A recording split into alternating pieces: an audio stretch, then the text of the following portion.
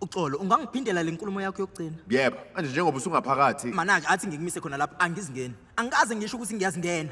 Eqinisweni ngikhumbula kahle ngisho ukuthi ngiyazikhipha. Ngiyazi kodwa bona bacabanga ukuthi ungaphakathi. Njengamanje ngiphithizela ngaphandle. Kusala ukuthini? Hayibo, ngiyaqonda ngisho ukuthi bacabanga ukuthi ungaphakathi. Angizingeni. Ngiyathola. Angizingeni.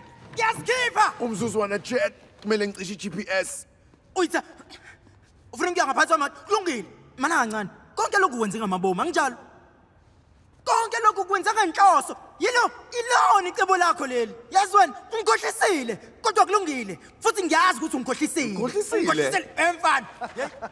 Uqeda kunzi. Angikukhohlisanga wena ucela ukungisiza. Yazini ehlekisayo uHarris ungitshelile.